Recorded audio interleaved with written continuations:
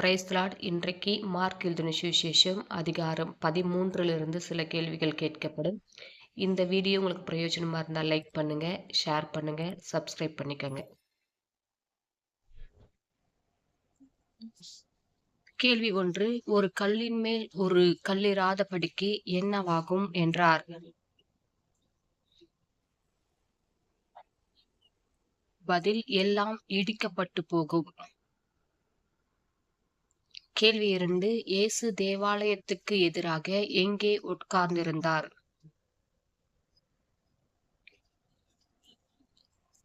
பதில்: ஒலிவ மலையின் மேல். கேள்வி 3.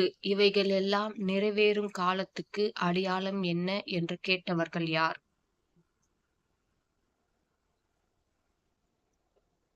பதில்: பேதுரு, யாக்கோபு, யோவான், அந்திரேயா. கேள்வி 4. ஒருவனும் உங்களை வஞ்சியாதபடிக்கு டேஷ்.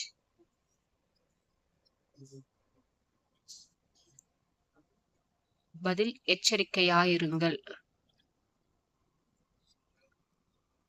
கேள்வி 5.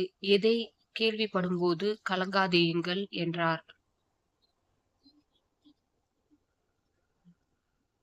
பதில்: யுத்தங்களையும் யுத்தங்களின் செய்திகளையும்.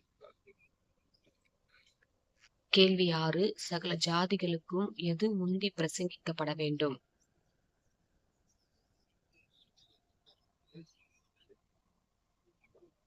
பதில்: சுவிசேஷம். கேள்வி 7. பேசுகிறவர்கள் நீங்கள் அல்ல, யார் பேசுகிறது.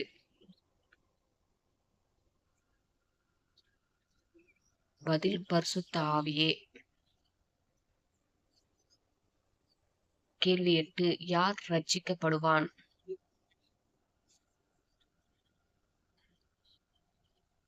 பதில்: முடிவு பரியந்தம் நிலை நிற்பவனே. கேள்வி 9. பாழாக்குகிற அருவருப்பை குறித்து எந்த தீர்க்கதரிசி சொல்லி இருக்கிறார்.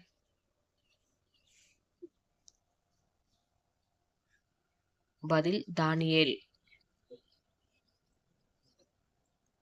கேள்வி 10. யார் நிமித்தம் அவர் அந்த நாட்களை குறைத்திருக்கிறார்.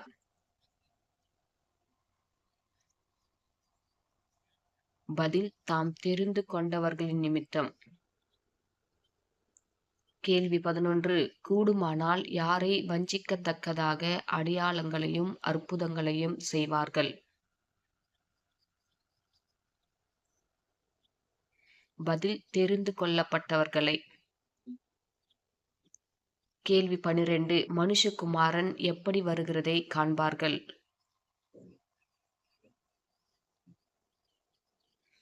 பதில்: மிகுந்த வல்லமையோடும் மகிமையோடும் மேகங்களின் மேல்.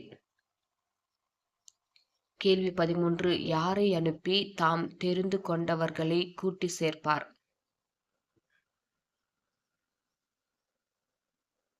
பதில்: தம்முடைய தூதரை அனுப்பி. கேள்வி 14. வானமும் பூமியும் ஒளிந்து போம், எது ஒளிந்து போவதில்லை.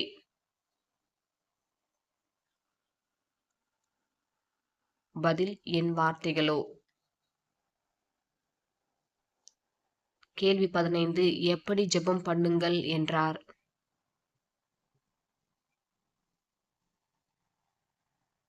பதில்: விழித்திருந்து.